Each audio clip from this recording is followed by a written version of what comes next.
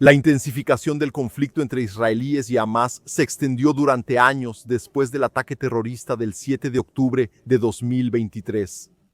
Esto generó una conmoción mundial, con diversas protestas y acciones como la organización de una flotilla para romper el bloqueo impuesto por las fuerzas de defensa de Israel.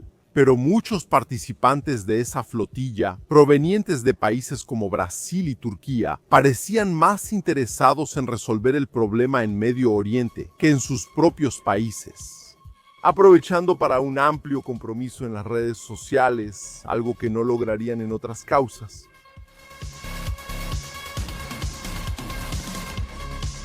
Unas 50 embarcaciones partieron hacia Gaza a mediados de 2025, cruzaron el Mediterráneo hasta ser detenidas por los israelíes a principios de octubre de 2025. Pocos días antes del 7 de octubre, una fecha relevante en la que Hamás lideró uno de los ataques terroristas más exitosos de la historia. Ese día, Hamás atacó bases de soldados israelíes, pero también ocurrió una masacre de civiles. Con el ataque terrorista, los israelíes fueron atacados por más de 1 millón de soldados, pero también por 1 millón de soldados.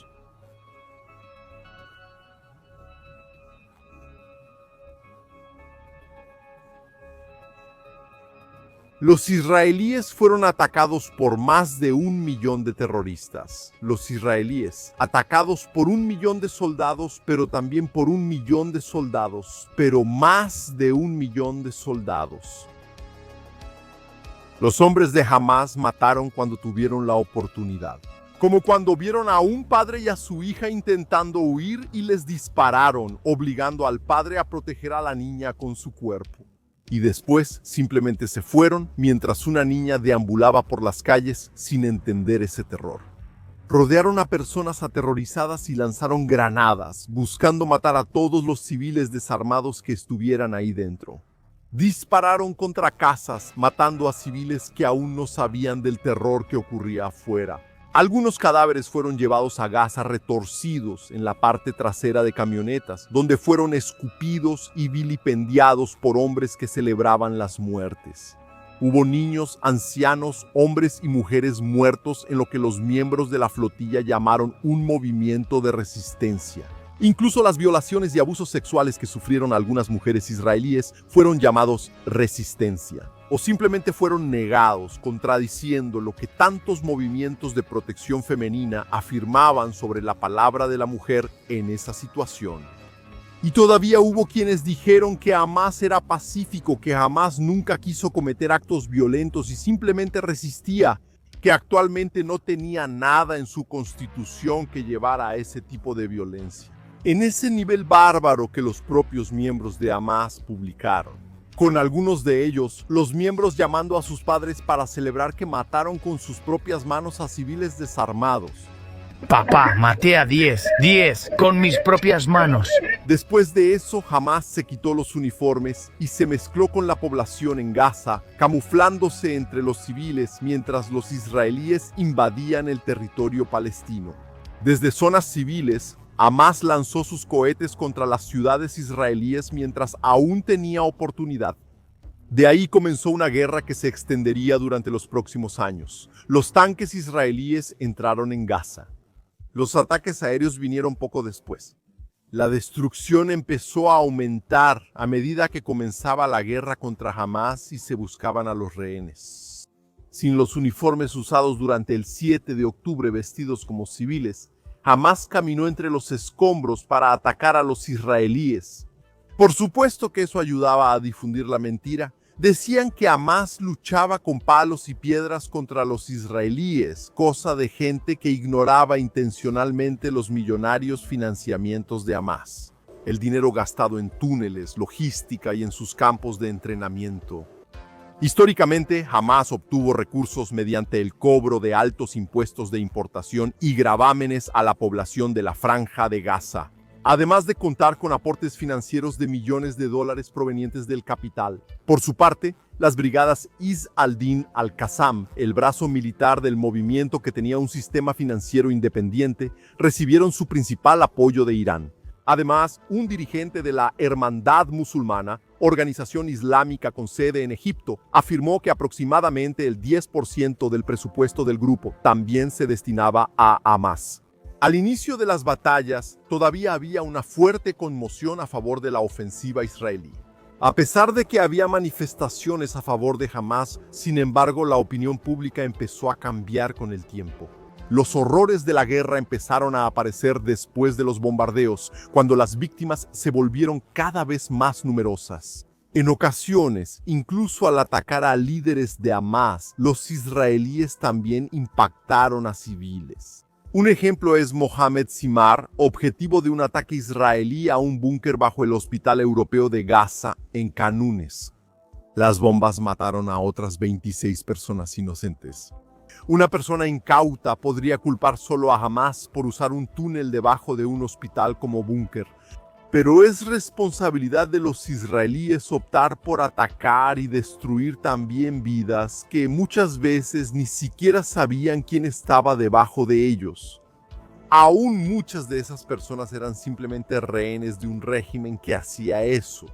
Algo similar sucedió con Mohamed Deifi, uno de los líderes más famosos de Hamas, atacado en Khan Younis con un bombardeo en el que al menos 90 palestinos murieron y más de 300 resultaron heridos. En otros casos absurdos, como el bombardeo al convoy de World Central Kitchen, 7 personas que brindaban apoyo humanitario fueron asesinadas. Eso sin contar otros daños y muertes causados por bombardeos o incluso la demolición de varios edificios.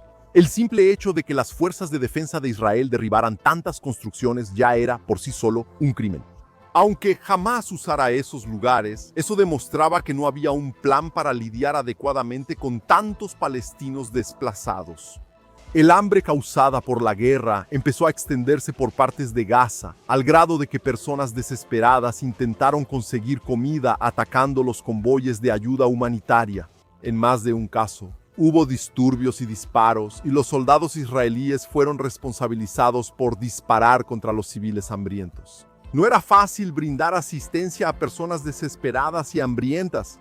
Hamas tuvo su parte de culpa, pero eso no exime a los israelíes. Y hasta es una tontería si una flotilla de individuos inexpertos pensaba que podía ayudar con poca comida e intentar contener a grupos desesperados. El hambre y la desesperación cambian al ser humano. Pero grupos como esos surfeaban en las redes sociales, haciendo su propaganda y ganando sus likes usando la tragedia de los palestinos. Los crímenes de Israel existían, claro, incluso los crímenes de colonos invadiendo tierras palestinas en Cisjordania, algo de lo que se ha hablado menos desde la tragedia de la guerra en Gaza. Y esos crímenes no pueden olvidarse. Sin embargo, la violencia se intensificó después de la elección de un gobierno en 2022 que propuso ampliar los asentamientos israelíes en territorios palestinos. La situación empeoró aún más después del ataque terrorista y la masacre liderada por Hamas contra Israel el 7 de octubre de 2023. Un año después, en octubre de 2024, Al Jazeera informó sobre la ocurrencia de 1.423 incidentes de violencia cometidos por colonos en Cisjordania desde esa fecha.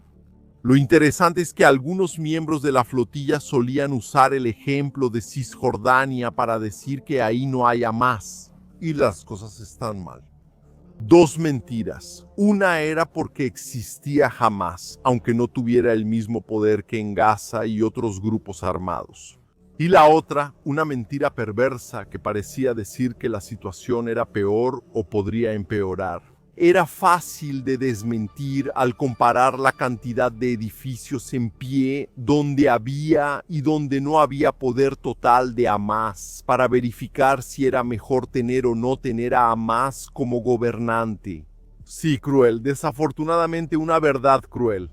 Hay que admitir que Hamas sí abrió la posibilidad para esta guerra y devastación. La solución de muchas personas que vivían en fantasías era la peor posible. Adoraban el eslogan del río al mar, que indicaba que debería haber un Estado palestino que iría desde el Jordán hasta el mar, lo que implicaría la destrucción de Israel. Y en otro baño de sangre, Los más cínicos hablaban de un solo Estado democrático para todos. Una visión occidental incapaz de entender el sectarismo y el extremismo ocurría en ambos lados. Y también, de manera imbécil o hipócrita, se olvidaban lo que ya ocurrió en distorsiones de la democracia que llevaron a la persecución de varios pueblos. Y lo más interesante, ninguna de esas preocupaciones sobre lo que pasaría o cómo sería sacar personas de un país o ciudades enteras. También sería interesante verlos publicando en redes sociales que sería considerado resistente el asesinato, la violación y el secuestro en su propio país en respuesta a los problemas que existieran ahí. Por lo tanto, vamos al primer genocidio que no genera likes.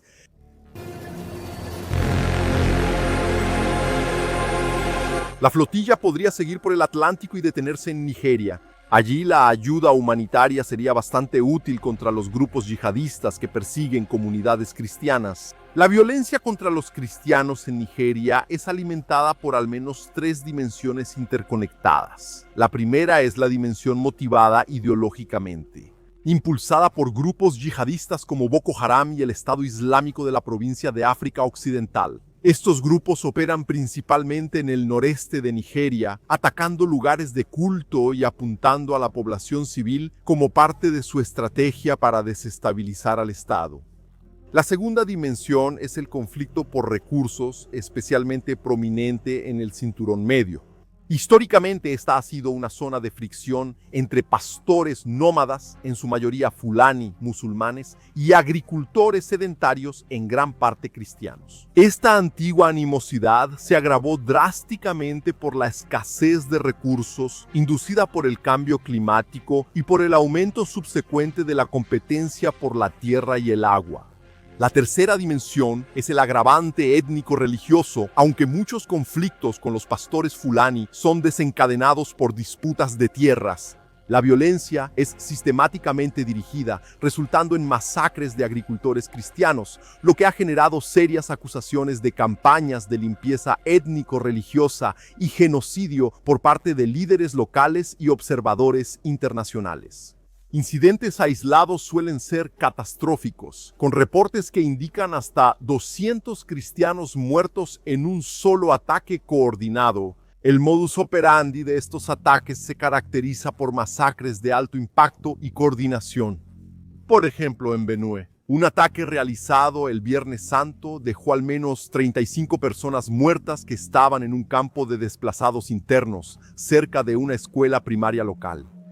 Más recientemente, en Navidad, ataques coordinados en el estado de Plateau resultaron en al menos 160 muertes y en la destrucción de más de 200 casas. La mayoría de las víctimas son mujeres, niños y ancianos. La violencia en Nigeria es compleja, y no solo contra cristianos como mostró el caso que atrajo más atención en 2014. En la noche del 14 al 15 de abril de 2014, el grupo extremista Boko Haram secuestró a 276 estudiantes de entre 16 y 18 años de la escuela secundaria femenina de Chibok. La escuela había sido reabierta temporalmente para los exámenes finales, después de semanas cerrada por motivos de seguridad. 57 niñas lograron escapar poco después del secuestro y otras fueron rescatadas posteriormente por las fuerzas nigerianas. En mayo de 2016, Amina Ali, una de las desaparecidas, fue encontrada y afirmó que algunas compañeras habían muerto. 7 años después, más de 100 niñas seguían desaparecidas. En abril de 2024, 82 seguían sin paradero, presuntamente en cautiverio. Pero desde entonces el caos continúa. Pocos preguntan sobre el destino de estas chicas o toman mayores acciones. Pero Boko Haram recibiría mal a la flotilla que intentara dar visibilidad a estas chicas, siendo este un caso difícil de resolver. Pensemos en otro destino para la flotilla, aunque sea solo para volver a poner en evidencia una tragedia ya olvidada por los medios. La flotilla podría aprovechar el camino hacia el Medio Oriente y escuchar algunas historias sobre los yazidíes. Los yazidíes son una minoría etnorreligiosa de habla kurda, cuya identidad está profundamente ligada a su fe monoteísta. Son originarios del Kurdistán, una región que abarca partes de Irak, Siria, Turquía e Irán. También hay pequeñas comunidades viviendo en Armenia y Georgia. A lo largo de la historia, los yazidis han sido blanco de persecuciones sistemáticas, marcadas por repetidos episodios de violencia e intentos de exterminio, conocidos internamente como firmans. Después de las primeras conquistas musulmanas, los yazidis empezaron a ser acusados de herejía y sufrieron persecuciones severas. Entre los siglos XVIII y XIX ocurrieron 72 masacres de carácter genocida, muchas de ellas con el aval de autoridades estatales. A pesar de eso, al final del Imperio Otomano, la convivencia entre los yazidis y sus vecinos musulmanes se volvió más pacífica por un tiempo. En la era contemporánea, sin embargo, el grupo volvió a ser blanco de persecuciones, especialmente durante el ataque del Estado Islámico entre 2014 y 2017, episodio conocido como el genocidio yazidi. En esa campaña, miles de hombres fueron ejecutados, mientras que mujeres y niñas fueron esclavizadas, violadas y forzadas a convertirse al Islam. Se estima que el Estado Islámico asesinó a cerca de 5.000 yazidíes y traficó aproximadamente a 10.800 mujeres y niñas en todo Irak. Las consecuencias humanitarias fueron devastadoras. Más de 500.000 personas fueron desplazadas de sus tierras, refugiándose principalmente en campos de la región del Kurdistán. Hasta hoy, debido a la inseguridad y la presencia continua de grupos armados, más de 100.000 yazidis permanecen desplazados, imposibilitados de regresar a sus hogares en Sinjar.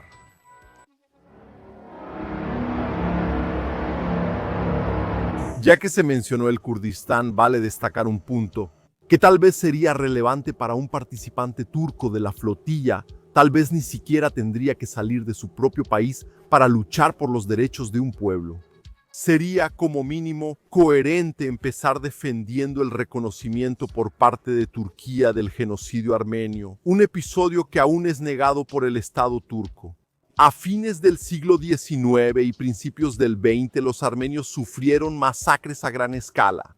El 24 de abril de 1915, las autoridades otomanas arrestaron y deportaron a cientos de intelectuales y líderes armenios bajo la orden de Talaat Pasha. Entre 800.000 y 1.2 millones de armenios fueron obligados a marchar hasta el desierto sirio, privados de comida y agua. Y víctimas de violaciones, saqueos y asesinatos, los sobrevivientes fueron confirmados, hacinados en campos de concentración. Y en 1916, una nueva ola de masacres redujo el número de deportados a cerca de 200.000. Además, entre 100 y 200.000 mujeres y niños fueron convertidos a la fuerza al Islam e integrados en familias musulmanas. Este genocidio puso fin a más de 2.000 años de presencia armenia en Anatolia Oriental. Y, junto con la expulsión de cristianos asirios, griegos y ortodoxos, abrió camino para la creación de un Estado turco etnonacionalista. Hasta hoy, el gobierno de Turquía insiste en que esas deportaciones no constituyen un genocidio. Sin embargo, los armenios no fueron los únicos en sufrir discriminación dentro de las fronteras turcas. También vive el pueblo kurdo, una de las mayores naciones sin Estado del mundo. El movimiento kurdo representa una de las luchas más largas por autonomía en Medio Oriente, abarcando principalmente Turquía, Siria e Irak. En Turquía, el conflicto es especialmente intenso, marcado por represión militar y política bajo el gobierno de Recep Tayyip Erdogan. Desde la fundación de la República en 1923, los kurdos han enfrentado masacres y persecuciones.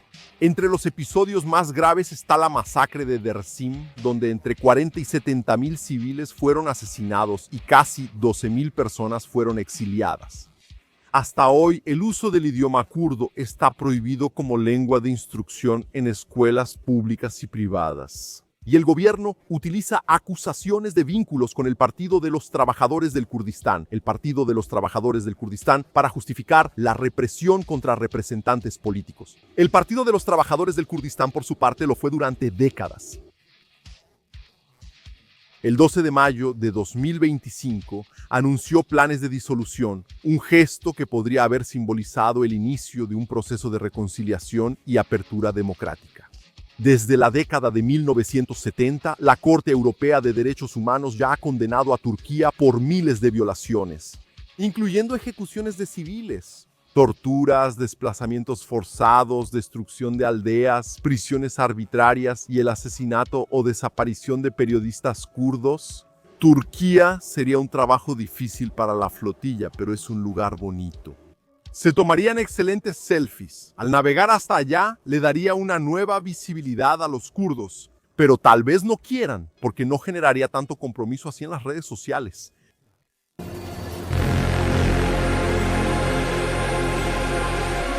Entre 1882 y 1903, el mundo fue testigo de la primera Aliyá, la primera gran inmigración judía proveniente de Europa del Este y de Yemen, motivada por persecuciones religiosas y políticas. Mientras tanto, en Brasil, la abolición de la esclavitud parecía anunciar una nueva era, sugiriendo que la barbarie podría, por fin, terminar. Sin embargo, el siglo XX mostraría que la violencia y la explotación continuarían profundamente arraigadas en la formación del país, muchas veces sostenidas por la acción o por la omisión del propio Estado. El ciclo del caucho se convirtió en el principal motor de poblamiento y crecimiento económico en la región norte, impulsando la modernización de ciudades y pueblos en la Amazonia. Pero el progreso vino acompañado de dolor y destrucción. Desde el principio, la expansión urbana y económica estuvo marcada por un régimen de violencia, liderado por los dueños de los seringales y por las llamadas casas aviadoras, el sistema económico que sostenía ese engranaje. Un tipo de crédito que proporcionaba bienes industrializados, alimentos y herramientas a los recolectores de látex, en su mayoría indígenas y migrantes del noreste. En la práctica, sin embargo, ese modelo se transformó en una forma brutal de servidumbre por deudas. Los recolectores de caucho, imposibilitados de pagar valores abusivos, se volvían prisioneros de los patrones, sujetos a castigos e incluso a la muerte. La magnitud de la violencia fue tal que llamó la atención internacional. Las estimaciones indican que para producir apenas 4.000 toneladas de caucho, cerca de 30.000 indígenas fueron asesinados, víctimas de tortura, agotamiento y masacres. En 1910, el cónsul británico presentó un informe denunciando los crímenes cometidos contra poblaciones indígenas en la región de la Triple Frontera, entre Brasil, Perú y Colombia, revelando al mundo un verdadero genocidio. Ese mismo año, el gobierno brasileño creó el Servicio de Protección al Indio. El Servicio de Protección al Indio, una agencia federal que, en teoría, debería garantizar los derechos de los pueblos indígenas. En la práctica, sin embargo, el organismo operaba bajo una política integracionista, cuyo objetivo era borrar culturas y modos de vida. En nombre de la civilización, la ironía del nombre se revelaría en las décadas siguientes. Mientras el mundo presenciaba el horror del Holocausto en Europa, Brasil promovía un genocidio silencioso. En la década de 1940, el propio Servicio de Protección al Indio y el Estado brasileño desplazaron por la fuerza a pueblos como los Aicanás, Canox, Queoasás y Salamais para trabajar en plantaciones de caucho. Muchos murieron de hambre en el camino. Los sobrevivientes fueron confinados en el puesto Ricardo Franco, donde las enfermedades y las malas condiciones de vida llevaron casi a la extinción de la tribu Canox. Con el golpe militar de 1964, la Amazonia y el centro oeste se convirtieron en el foco de una política de expansión agresiva inspirada en la doctrina de seguridad nacional.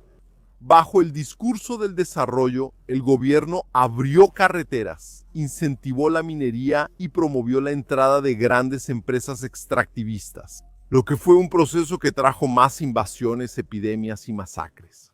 Para consolidar el control sobre los pueblos indígenas, el régimen militar creó estructuras de represión específicas. En 1969 surgió la Guardia Rural Indígena, formada por indígenas de la Policía Militar de Minas Gerais para vigilar y castigar a sus propios familiares. En el mismo año, se instituyó el Reformatorio Agrícola Indígena Krenak, un centro de castigo disfrazado de proyecto de reeducación, donde los indígenas eran encarcelados, golpeados y sometidos a castigos físicos y psicológicos.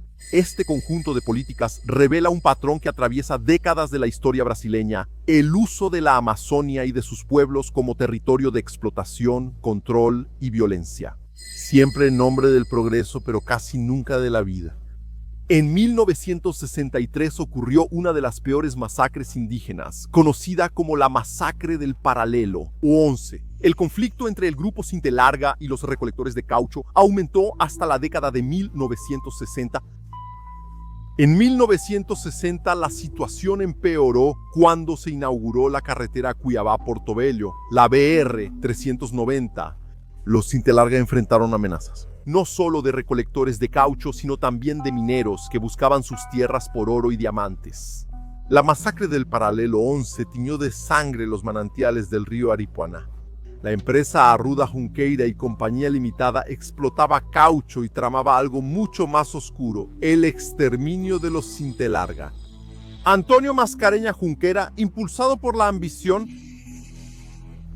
decidió que debían desaparecer, los llamó parásitos y plagas y dio la orden que transformaría la selva en un campo de muerte. Se contrató un avión para iniciar la masacre. Desde el cielo llovieron dinamitas sobre la aldea dormida. Las explosiones rompieron la madrugada y esparcieron el pánico entre los indígenas. Pero la matanza no terminó ahí. Durante 68 días, una expedición armada recorrió más de 2.000 kilómetros con un único propósito: destruir en tierra firme. La masacre se completó al amanecer, cuando los Cintelarga se preparaban para trabajar. Las ametralladoras rompieron el silencio de la selva.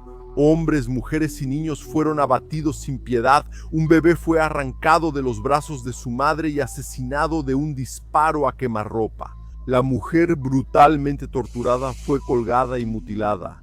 Cuando el silencio volvió a reinar, 30 vidas habían sido apagadas en ese ataque. Solo 2 sobrevivientes lograron escapar, llevando para siempre el recuerdo del horror. En total, se estima que cerca de 3.500 Cintelarga fueron asesinados en ese periodo.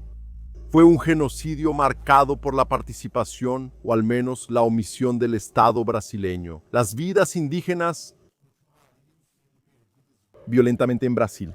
El inicio de 2023 reveló al país una de las crisis humanitarias más graves de su historia reciente: la situación de extrema vulnerabilidad del pueblo Yanomami, consecuencia directa de la invasión de mineros ilegales en sus tierras. Esa tragedia, sin embargo, no comenzó ese año. La presencia de la minería ilegal venía creciendo desde hace tiempo. Entre 2020 y 2021, el área explorada ilegalmente se cuadruplicó. En medio de este escenario, decisiones del propio gobierno agravaron el problema. Entre 2019 y 2023, el número total de muertes infantiles llegó a 570, causadas por desnutrición, hambre y contaminación por mercurio proveniente de la minería ilegal. Incluso después de que las denuncias ganaran repercusión nacional e internacional, el sufrimiento persistió. En octubre de 2023, datos de la Secretaría Especial de Salud Indígena indicaban que 250 Yanomami habían muerto solo en ese año. Lo más trágico es que esta crisis no fue obra de un solo gobierno. Democracia, dictadura, izquierda, derecha, todos fueron responsables. La tragedia se consolidó a lo largo de diferentes administraciones de distintos partidos, marcada por un patrón de negligencia y silencio ante la destrucción de todo un pueblo. Aparentemente a pocos les molestó. Después de 2023, eso ya no generó más likes ni suficiente interacción en las redes sociales. Es interesante que la flota no se movió para navegar por el Amazonas hasta llegar a alguna zona de amenaza o de conflicto con invasores de tierras, mineros ilegales o rancheros. Mejor no ir allá, porque ahí no serían bien recibidos, con abrigos o con panes como lo hicieron las Fuerzas Armadas israelíes. Claro que la comida que llevaban, aunque estaba lejos de causar impacto en Gaza, sería de gran impacto para algunas poblaciones. En dificultades en Brasil, la flotilla también llevaría atención a grupos olvidados. Al final de cuentas, se habla sobre Gaza en la Organización de las Naciones Unidas y hay noticias diarias en los grandes medios. Brasil como Brasil. Fin. Sería interesante ver el compromiso de esas personas en redes sociales. Al pedirle a Brasil despoblar la región norte, por ejemplo, eliminar ciudades como Porto Velho, cuyo origen está ligado al ciclo del caucho, y la construcción del ferrocarril Madeira-Mamoré, o ellos pensarían que sería justo el asesinato, el secuestro y la violación o el despoblamiento de Viena, ciudades con unos 110,000 habitantes. En el área de la masacre del paralelo 11 contra los cinta larga, sería interesante ver cuál sería el compromiso. Si estuvieran promoviendo la violencia y diciendo que si los indígenas hicieran lo mismo que Hamás hizo en Israel, eso sería resistencia que debería hacerse, despoblando. Pero la violencia es realmente la mejor decisión en los tiempos de hoy. También sería interesante preguntarles si los problemas de disputa territorial entre las tribus locales deberían resolverse con violencia en 2024. Los policías lograron dispersar a un grupo de guerreros de la etnia cinta larga que se estaba preparando para atacar una aldea sabané cerca de la ciudad de Viena. El conflicto entre estas etnias por la disputa territorial estaba relativamente controlado hasta una reciente decisión judicial que determinó la demarcación de las áreas de cada grupo. ¿Será que un conflicto como este, que viene de interferencias externas de décadas, debería resolverse con base en la violencia o en la exclusión completa de un pueblo? Es una pregunta importante. Pero si la flotilla no sabe responder, hay otros lugares a donde ir.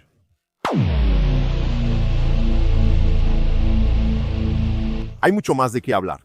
Por ejemplo, la flotilla podría haber usado sus barcos para ayudar a los 40 rohingyas que fueron arrojados al mar por el gobierno indio y obligados a nadar, hasta que llegaron a Myanmar, país donde su etnia es perseguida y donde sufrieron un genocidio que causó entre 25,000 y 40,000 muertes y el desplazamiento de más de 1 millón de personas, sin considerar las acusaciones de violación, limpieza étnica y religiosa. Debe haber sido difícil para muchas personas llegar hasta esta parte del video, principalmente para aquellos que monopolizan el sufrimiento para los palestinos, en sus excusas usando argumentos absurdos como esa supuesta equiparación de la violencia, afirmando que Hamás usa palos y piedras y las fuerzas armadas israelíes no. Bueno, habla de equiparación a una yazidí siendo convertida en esclava sexual a una indígena brasileña. Al Estado chino poniendo a los uigures en campos de reeducación. Ups, no se puede hablar de los uigures. Pues al parecer esa reeducación del Estado chino les resultó buena. Debió ser muy buena. ¿Y qué hay de la reeducación que Canadá hizo con sus pueblos o la que Brasil ya hizo con sus indígenas? Pero así es el mundo. La Organización de las Naciones Unidas vio a Erdogan, el presidente turco, dar un discurso sobre la masacre en Gaza y nadie se fue de la sesión como hicieron con Netanyahu, incluso después de todo lo que pasó por el Estado kurdo. Ahmed al-Shara, actual presidente de Siria, dio un discurso después de que en el mismo año ocurrieran masacres contra los alawitas y drusos en su país. Luego, él, que ya hizo el combo de ser parte del Estado Islámico y tener vínculos con Al-Qaeda, pero nadie abandonó la sesión durante su discurso. Pero termino aquí, esos genocidios no generan likes ni ninguna expresión en las redes sociales. Si los generaran, habría más gente haciendo protestas y flotillas para recaudar alimentos o salvar a esas personas. Pero ¿cuál es el motivo de que haya esa exclusividad para Palestina para las protestas? Deja tu comentario, también comparte este video, recordando que el objetivo es mostrar parte de la hipocresía internacional.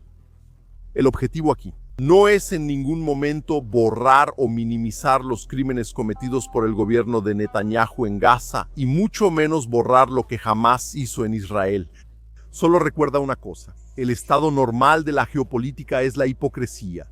Y grupos como esa flotilla no escapan de eso.